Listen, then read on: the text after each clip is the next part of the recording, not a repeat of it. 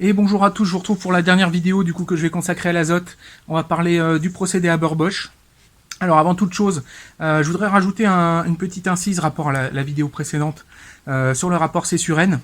Je vous ai mis ce graphique là en vous montrant du coup cette échelle là des rapports C sur N, en vous montrant du coup le C sur N pivot de disque et celui de l'humus. Et voilà, j'expliquais que du coup, toute la partie haute, en fait, du coup, va essayer de redescendre du coup vers le C sur N de 10, du coup, en capturant de l'azote du sol dans un premier temps, et puis après, comme je vous expliquais, du coup, en capturant également de l'azote de l'air, et ainsi de suite. Toute la partie basse, du coup, était quasiment de l'engrais, elle, donnait de l'azote. Toute la partie entre 10 et 20, 25, là, sur le schéma, c'est pas forcément très clair. Donc pour les gens, on pourrait s'imaginer par exemple que comme le gazon va se retrouver au même niveau que l'humus qui a un C sur N de 10, que bah voilà, le gazon va faire de l'humus et puis du coup va pas du tout donner d'azote. Alors là où j'ai pas forcément été très clair, c'est qu'il faut relier ça également du coup à ce que j'appelais le K1 à la fin de la deuxième vidéo, donc qui est le coefficient du coup d'humification de la matière organique. Les matières organiques du coup, plus elles vont être carbonées, donc c'est-à-dire en haut en termes de C sur N, plus une grande partie de cette matière organique-là va s'humifier, en fait, un grand pourcentage de cette matière organique-là va s'humifier, et donc se transformer en humus de 10. Le carbone, du coup, va être gardé entre la matière d'origine, et puis, bah, du coup, il va être rendu sous forme stable au sol. Toute l'autre partie, du coup, qui est le 100% moins K1, en fait, va minéraliser. C'est-à-dire, je ramène du coup à ma vidéo sur les rudiments de chimie, c'est-à-dire minéraliser, c'est-à-dire qu'on va passer du stade de la chimie organique à la chimie minérale. Donc la matière organique va se retransformer, donc de chaînes carbonées relativement complexes, issues de la photosynthèse et de réactions chimiques complexes, va se retransformer en des formes simples, c'est-à-dire du CO2, du H2O, du nitrate, enfin de la chimie minérale, qui est d'ailleurs la seule chimie qui soit assimilable par les plantes. Donc les plantes, au niveau du sol, ou même au niveau des feuilles, via la photosynthèse et tout, mangent de la chimie minérale. Même si, bon, j'ai eu en commentaire d'ailleurs, on m'a fait remarquer qu'ils commencent à se demander si les plantes ne sont pas capables d'assimiler directement des acides aminés. On va rester sur l'idée, en fait, quand même, que les plantes se nourrissent de chimie minérale, et que donc il y a besoin que les éléments soient minéralisés. C'est pour ça qu'on parle de minéralisation quand on parle de C sur N. Souvent vous allez entendre parler de ça, la minéralisation du coup du carbone, c'est-à-dire la retransformation en fait des éléments de chimie organique en chimie minérale. Et donc par exemple, pour en revenir du coup à notre échelle, notre gazon qui a un C sur N de 10 va avoir un très très petit coefficient d'humification. Plus autant les éléments carbonés ont généralement un gros coefficient d'humification qui peut dépasser les 50%, autant les éléments très verts de type très azoté, donc de l'herbe, des tontes, des feuilles, ce genre de choses, vont quasiment intégralement se minéraliser et vont quasiment pas humifier. Et donc s'ils ne vont pas capturer d'azote de l'air dans la descente en C sur N, par contre ils vont au moins libérer tout l'azote qu'ils contiennent en eux-mêmes. Et donc, par exemple, quand vous allez faire un apport de gazon sur votre plate-bande, vous allez apporter en fait tout l'azote qui est contenu dans le gazon, qui va intégralement minéraliser, qui va quasiment pas faire d'humus, et donc du coup, ça va apporter du coup de l'azote à votre sol. Donc voilà, sur cette histoire d'échelle C sur N, c'était l'histoire de préciser un peu il faut relier ça également du coup au coefficient K1 d'humification pour voir en fait du coup quel est le pourcentage de cette matière organique qui va se transformer en humus, et donc qui va converger du C sur N ou SO vers le C sur N de l'humus, et quelle est la partie qui va juste minéraliser et redonner les éléments constitutifs de sa matière sous forme minérale du coup à votre sol. Donc voilà, je voulais faire ce petit éclaircissement par rapport à la vidéo précédente, et puis bon, on va pouvoir se lancer du coup sur le sujet de cette vidéo là, à savoir voilà les ammonitrates de synthèse, les engrais azotés utilisés du coup en grande culture, et puis bah, du coup le procédé Haber-Bosch. Allez, c'est parti. Alors dans les grandes cultures, dans les champs, ils utilisent beaucoup un engrais azoté de synthèse qui est le nitrate d'ammonium. Donc voilà, je vous le mets là. On va retrouver du coup notre ion nitrate et notre ion ammonium. Donc on a un E3- à côté qui est accroché à un H4+. Donc les deux formes classiques de l'azote en fait, accrochées soit des oxygènes soit des hydrogènes, avec des charges opposées du coup qui s'équilibrent. On met ça ensemble et puis on a un engrais quasiment minéral parfait pour les plantes, donc le nitrate d'ammonium. Et dans cette vidéo là, voilà, je voudrais revenir un peu du coup sur ces molécules là et du coup ce qu'elles ont permis dans l'histoire. Donc il y a ce graphique que je vous avais déjà mis dans la vidéo, je crois que c'était sur celle sur le glyphosate, où on voit en fait du coup à partir du moment où on a commencé à utiliser les engrais azotés de synthèse, l'augmentation du rendement des champs de blé en France. Donc un quintal, hein, je vous rappelle, c'est 100 kg, donc 10 quintaux c'est 1 tonne. Donc là on voit qu'on est passé de 1,5 tonne à l'hectare de blé en France à 7 tonnes en moyenne à l'hectare. Puis il y a le club, ce qu'ils appellent le club des 100 quintaux, hein, donc le club des 10 tonnes à l'hectare. Donc tout ça, ça a été permis en fait du coup via l'augmentation. Alors sur ce taux de graphique, en fait, on voit très bien la corrélation entre l'augmentation de l'utilisation des engrais azotés de synthèse et bah, du coup l'augmentation de la production. Donc ça a vraiment été majeur, hein, la généralisation, ce qu'ils ont appelé la révolution verte. Donc ça a beaucoup tendance à être dénigré de nos jours. Il faut quand même se rendre compte que voilà, il y a vraiment eu effectivement une vraie révolution en termes de rendement. Alors il y a tous les problèmes qu'on connaît dessus, hein, je ne dis pas que c'est parfait.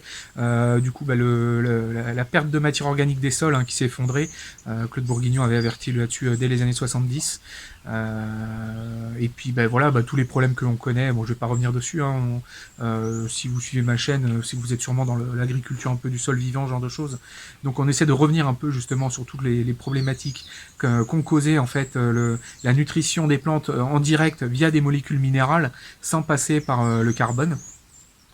Mais bon voilà, c'est quand même faut avoir ça en tête, c'est qu'on est passé voilà de 1,5 tonne de blé à l'hectare à 7 tonnes en moyenne à l'hectare via les engrais azotés de synthèse, et que ça a vraiment été majeur pour les hommes, et que c'est un procédé qui du coup sans ce procédé donc du coup qui s'appelle Haber-Bosch, qui a permis de construire, enfin d'avoir tous ces engrais azotés de synthèse, il est fort probable qu'on puisse pas être aussi nombreux sur la planète. En tout cas aujourd'hui, Haber-Bosch est un procédé qui nourrit énormément de gens du coup. Alors je vous invite à aller voir la vidéo d'ailleurs de Y penser sur Fritz Haber. Ce bonhomme-là est une sorte de condensé en fait de tout le désamour que peut avoir en fait la chimie, parce qu'il a inventé ce procédé. Il a eu d'ailleurs pour ce procédé le prix Nobel de chimie en 1918, qui est un procédé qui permet en fait de fabriquer de l'ammoniac à partir de l'azote de l'air. C'est quelque chose qu'on ne savait pas faire avant. Il fallait du coup avoir extraire de l'ammoniac sous forme minière en fait, hein, dans des mines ou des choses comme ça. Et donc là, Fritz Haber a inventé un procédé qui permet du coup, à partir de l'azote de l'air, de synthétiser cette molécule absolument essentielle après pour tout le reste, pour énormément de choses, qui est l'ammoniac. Et puis après, du coup, les ions ammonium. Alors, autant elle a pu servir, du coup, voilà, à faire les engrais de synthèse dont je parlais avant. Après, le bonhomme en question, Fritz Haber, a consacré une grosse partie de sa vie également à développer les gaz de combat pour la Première Guerre mondiale, comme le gaz moutarde et ce genre de choses. Donc, il a à la fois permis à énormément de gens de vivre aujourd'hui, hein, parce que, comme je vous disais, on ne pourrait pas être aussi nombreux sur la planète sans ce procédé-là, mais en même temps, il a développé énormément également d'armes mortelles et ce genre de choses. Donc, c'est un personnage extrêmement controversé. Sa femme s'est même suicidée, hein, tellement elle avait du mal à supporter le bonhomme. Enfin, c'était quand même vraiment, c'est un personnage très très ambigu. Donc voilà, allez voir la vidéo d'Y penser sur le personnage, c'est assez vraiment très révélateur en fait de tout ce désamour qu'on peut avoir également aujourd'hui rapport à la science, hein. Donc la science avec ses deux facettes, une face plus éclairée, une face à chaque fois beaucoup sombre. Et donc j'en viens au procédé du coup Haber-Bosch, où vous allez avoir en entrée en fait du coup du procédé du méthane, et en sortie vous allez avoir en tout cas en entrée qui sont rares en fait, hein, vous allez avoir du méthane, et en sortie vous allez avoir de l'ammoniac, du NH3. Et puis je vous expliquais un peu du coup comment tout ça est structuré. Donc il y a toute une première étape en fait du procédé Haber-Bosch, qui n'est pas d'ailleurs le procédé Haber-Bosch, qui est l'extraction d'hydrogène à partir du méthane. Parce qu'en fait le procédé Haber-Bosch lui-même, vous voyez, là je vous mets un schéma en fait qui représente tout le procédé industriel de la synthèse de l'ammoniac. Le procédé Haber-Bosch, c'est juste la toute petite partie en bas à droite qui va prendre en entrée du coup l'hydrogène, et qui, à partir de cet hydrogène-là, va le combiner du coup à l'azote de l'air et en sortir de l'ammoniac en sortie. Toute la partie à gauche, en amont, c'est ce qu'on appelle le vaporeformage. Le vaporeformage. du méthane pour arriver à partir avoir cette équation bilan là, c'est-à-dire que j'ai un CH4 en entrée et un oxygène, et puis du coup j'arrive à en faire 2 CO2 et 2 H2, 2 d'hydrogène, et c'est ces H2 là en fait qui sont compliqués à obtenir. Donc on a toute cette première étape en fait de vaporéformage du méthane qui permet du coup d'obtenir le dihydrogène qui va être nécessaire du coup à notre équation bilan de notre réacteur Haber-Bosch. Donc voilà, on a là on distingue de suite un des premiers problèmes du procédé là, c'est que déjà en entrée on a une ressource fossile qui est le méthane, CH4, qu'on a émission de gaz à effet de serre, donc du coup du CO2. Donc là on voit déjà de suite que le procédé est pas anodin.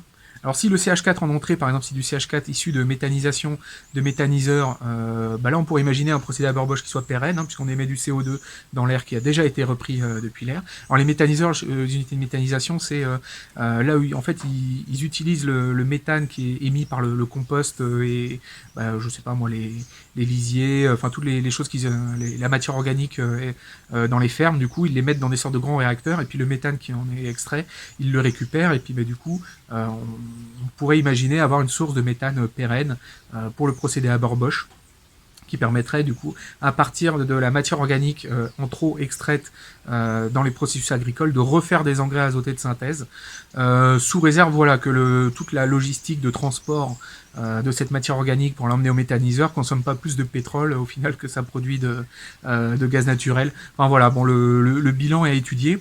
Mais c'est un procédé qu'on pourrait imaginer voir vivre sur la durée si on arrive à avoir une source de méthane pérenne. Après, tout le reste, en fait, du coup, c'est que des choses courantes dans l'atmosphère. Comme vous voyez, donc la première réaction, on utilise de l'oxygène, donc ça, c'est 20% de l'atmosphère. On n'a pas du tout de contrainte de rareté là-dessus. Donc si on peut très bien imaginer avoir un procédé Haber-Bosch pérenne dans le temps à partir de méthane issu de méthanisation. Et donc voilà, donc toute cette première étape de vaporéformage, on va avoir en sortie du coup notre CO2 et nos 2 H2. Et ce qu'on va récupérer du coup, c'est les 2 H2 qu'on va injecter en entrée du coup de notre véritable procédé Haber-Bosch. Où là, en entrée du coup de mon procédé Haber-Bosch, je vais mettre 3 H2 et un N2. Alors je vous rappelle, le N2 il est pris de l'atmosphère. 80% de l'atmosphère c'est du N2, 20% du O2. Et puis après on a 0,04% de CO2. Alors quand j'étais petit, on m'avait pris 0,03%. Et là, maintenant, on est à 0,004%.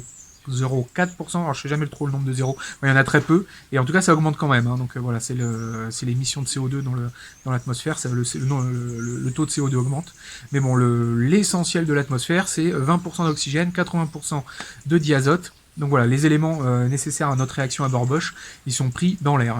Donc, nos 3 H2 sont additionnés, du coup, à un N2, et du coup via le procédé Haber-Bosch, qui est une sorte de procédé de compression de tout ça, et puis au fur et à mesure qu'on compresse, on extrait l'ammoniac, et puis on réinjecte des éléments, et ainsi de suite. Du coup on récupère du coup en sortie de l'ammoniac, et donc on va avoir en sortie de NH3.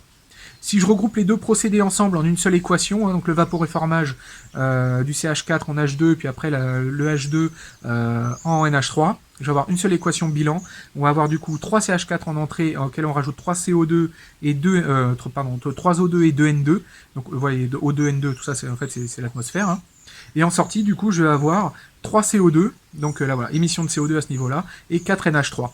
Donc on voit également, on en profite également pour remarquer qu'on a à peu près, c'est pas exact, mais on a à peu près un ordre de grandeur similaire entre le nombre de méthane que je mets en entrée et le nombre d'ammoniac que j'ai en sortie. J'ai même peut-être un peu plus d'ammoniac que j'ai mis de méthane en entrée. Donc après les masses sont pas exactement les mêmes, les masses relatives, le carbone c'est 12, l'azote c'est 14. Mais bon, en gros on peut imaginer que pour une tonne pour un carbone que je vais mettre en entrée, je vais avoir un azote en sortie. Et en gros, pour une tonne de méthane que je vais mettre en entrée, je vais avoir quelque chose de l'ordre d'une tonne d'ammoniac en sortie. Donc on a un rapport à peu près 1 pour 1. Alors j'ai pas fait les calculs, mais c'est à une vache près. C'est vraiment histoire d'avoir un ordre de grandeur. Et donc là je me retrouve avec de l'ammoniac qui a été inventé là, et puis bon, si je le fais barboter dans l'eau, c'est-à-dire qu'on fait bubuler ça dans de l'eau, l'ammoniac va se transformer en ammonium, en NH4+. Et là vous me dites ouais, mais alors le potagiste Antoine, là t'es un escroc, tu nous as parlé de nitrate d'ammonium au départ, et là autant on voit bien l'ammonium, là je l'ai mon NH4+, mais le NO3- il est où là? Il y a que la moitié du bousin là. Alors l'autre moitié du bousin, du coup, pour obtenir les nitrates, là on a un autre procédé. Il y a beaucoup d'étapes, je vais le passer très vite, hein, c'est moins important que le procédé Haber-Bosch, puisque le procédé Haber-Bosch a débloqué beaucoup de choses derrière. Et là on utilise ce qu'on appelle le procédé d'Ostwald, où je vais prendre donc du coup mon ammoniac en entrée, et je vais le faire réagir avec de l'oxygène, pour du coup en sortie avoir du HNO3, donc de l'acide nitrique. HNO3, c'est-à-dire un ion H+, avec un NO3-, j'enlève l'H+, et puis il me reste du coup mon ion nitrate, mon NO3-. Donc voilà, via le procédé Ostwald, je prends la moitié de mon ammoniac que je transforme en nitrate, et après, une fois que j'ai mes nitrates d'un côté, mon ammonium de l'autre, j'ai plus qu'à mettre ça ensemble, à les accrocher. Et puis j'obtiens du coup mon NH4NO3, mon nitrate d'ammonium, qui est l'engrais, voilà, l'ammonitrate de synthèse, qui est utilisé massivement dans les champs pour apporter du nitrate sous forme minérale directement aux plantes. Et voilà, on a bouclé du coup notre réaction. Il y a une autre molécule qu'on appelle l'urée, hein, je vous mets ici du coup son équation. Pareil, on la synthétise à partir de l'ammoniac. Donc en Europe, on utilise beaucoup du nitrate d'ammonium pour les engrais azotés dans les champs. En Asie, c'est essentiellement de l'urée qu'ils utilisent. C'est plus facile d'utilisation. C'est sous forme solide avec des granulés, des choses comme ça qui peuvent répandre dans les champs. Ils préfèrent beaucoup plus utiliser l'urée que nous. Ben voilà, nous en Europe, on est beaucoup plus sur du nitrate d'ammonium. Mais bon, c'est toujours pareil. C'est Haber-Bosch qui a débloqué tout ça. À partir de l'ammoniac de Haber-Bosch, on peut faire soit du nitrate d'ammonium, soit de l'urée, de manière pas trop compliquée. Alors là, je vous mets un graphique du coup ici de la production de produits d'engrais azotés au niveau mondial. On voit que on partit quasiment de 0 en 45 pour une production voilà, maximum en 2014, et que ça monte quasiment en ligne droite. Hein. Et que c'est vraiment grâce à ça qu'aujourd'hui on arrive à avoir les rendements qu'il y a dans les champs, malgré tous les problèmes que ça peut causer. C'est vraiment ce procédé Haber-Bosch là qui permet voilà, les rendements, la révolution verte, hein, comme il l'appelle, qui a permis de sortir autant de nourriture de nos champs aujourd'hui. Alors le problème de ces engrais azotés également, du coup, c'est le réchauffement climatique. Donc on estime que la fabrication de ces engrais azotés, c'est autour de 30 millions de tonnes de CO2 émis dans l'atmosphère chaque année. Donc ça équivaut pour 0,6% des émissions totales. Donc c'est pas énorme, mais c'est pas négligeable non plus. Hein. On est en dessous d'1%, mais bon, on est quand même, on n'est pas dans l'epsilonesque non plus. Donc voilà, c'est quand même un facteur du réchauffement climatique. L'autre facteur beaucoup plus important en fait des engrais azotés en termes de réchauffement climatique, c'est plus l'émission de protoxyde d'azote dans le cycle de l'azote qu'on avait vu dans la première vidéo sur l'azote, où là on a émission de N2O dans l'atmosphère, surtout dans le moment où le NH4 est transformé en NO3-, et cette émission de protoxyde d'azote là vaut pour 6% du forçage radiatif du réchauffement climatique. Donc voilà, on est quand même dans un procédé qui a un impact sur l'environnement certain, notamment sur le réchauffement climatique. Il faut bien le mettre en avant. Surtout que pour moi, là, si le réchauffement climatique c'est bien compris pour ce que c'est vraiment l'enjeu de l'humanité pour le siècle à venir. Donc on voit qu'on va avoir quand même un problème avec ce procédé-là. Mais globalement, on a l'agriculture et une grosse émettrice de gaz à effet de serre. Donc, vous avez sûrement entendu parler du méthane à cause des vaches. Hein, par exemple, l'élevage bovin qui émet beaucoup de méthane. Mais on va se retrouver ce problème-là également, par exemple, avec les rizières, hein, puisque la décomposition de la matière organique dans les rizières se fait sous l'eau, donc de manière anaérobie. Donc, forcément, elle émet du sulfure d'hydrogène, ce qui est pas cool, mais surtout aussi beaucoup de méthane. Le méthane qui a un gaz à effet de serre avec un effet beaucoup plus fort que juste le CO2. Donc voilà, l'agriculture en général pose des gros problèmes de réchauffement climatique, mais c'est aussi logique parce que c'est vraiment tout ce qui couvre la planète. Une grosse partie de la planète est exploitée comme ça, de manière à nourrir l'humanité. Donc c'est vraiment la première industrie des hommes, ça reste de l'agriculture. Et donc c'est aussi logique que ça ait un impact très important. Alors sur ce graphique-là, je vous montre aussi du coup la consommation d'ammoniac et donc du coup des engrais azotés, puisque l'ammoniac est à la base de tout le reste, pays par pays. Donc on se rend compte que c'est vraiment un procédé qui est mondialisé. Hein. On voit que le plus gros du coup consommateur c'est la Chine, hein, par exemple. Donc on est vraiment rentré dans une mondialisation des engrais azotés de synthèse. Et bah là, vous allez retrouver donc l'Europe de l'Est, donc les vastes plaines d'Ukraine. À mon avis, ils doivent arroser ça au pulvé. Là, ils doivent balancer de l'ammonitrate là-dedans et tout, de manière assez systématique, sans trop réfléchir. Donc voilà, c'est vraiment quelque chose qui est utilisé maintenant en systématique un peu partout. Et on voit sur le graphique de la production que c'est vraiment quelque chose qui s'est mondialisé et qui est vraiment partout maintenant. Et donc là, je vais essayer de faire le lien un peu du coup avec le monde paysan, le monde agricole. J'aime bien essayer de faire ce lien entre du coup voilà le potager et puis également la grande culture.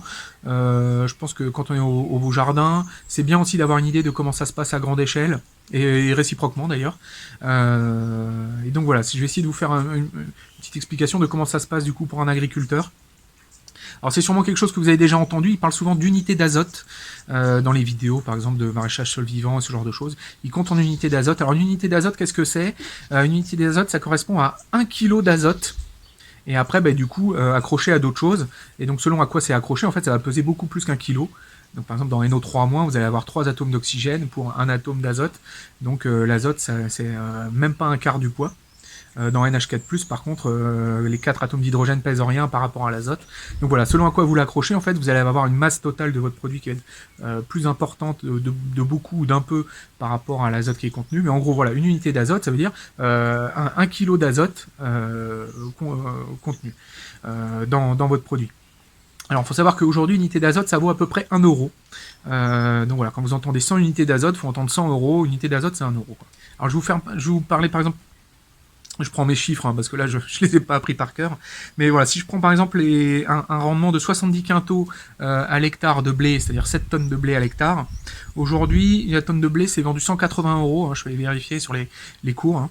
Donc une tonne de maïs ça va être 165 euros. Sur le colza on est à 380 euros. Et puis la patate, on est à 180 euros. Donc voilà, c'est pour vous donner un ordre d'idée des prix auxquels les agriculteurs vendent leurs produits. D'ailleurs, quand je fais mes calculs de prix sur le potager, ça marche parce que je compare ça aux prix tels qu'on les a au supermarché. Parce que quand j'achète une patate au supermarché, j'achète pas en fait... pour l'essentiel, j'achète pas le prix de la patate, j'achète la lumière du supermarché, les mètres carrés, la caissière, la vendeuse, les gens qui font la mise en rayon, la publicité, tout ça. Le prix de la patate tel qu'il a été payé au producteur de patates, c'est peanuts dans le prix de la patate que moi je vais payer au final au supermarché. Donc voilà, ce qu'on économise quand on fait le potager, c'est pas tant le prix de la patate qui a été payé au producteur de patates que tous les frais annexes de distribution et de mise en vente.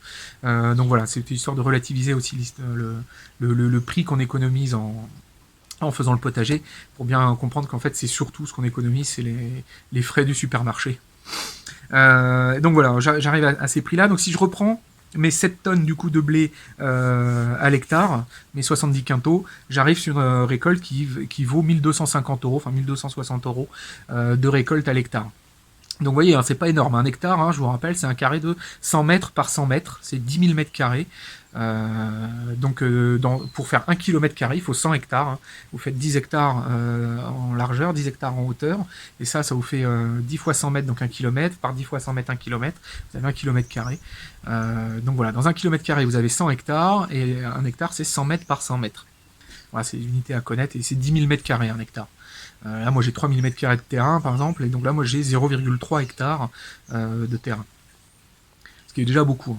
Et donc, du coup, on va avoir notre récolte de 1250 euros sur notre hectare de blé, et ils ont, en général, ce qui va pas être rare, ça va être de mettre 150 unités d'azote, du coup, sur mon hectare de blé. Donc, on va être à 150 euros de fertilisation azotée de NPK.